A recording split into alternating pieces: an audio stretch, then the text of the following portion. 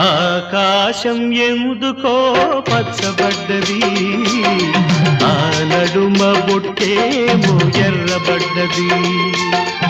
ఆకాశం ఎందుకో పచ్చబడ్డది, ఆ నడుమ బొట్టేమో ఎర్రబడ్డది.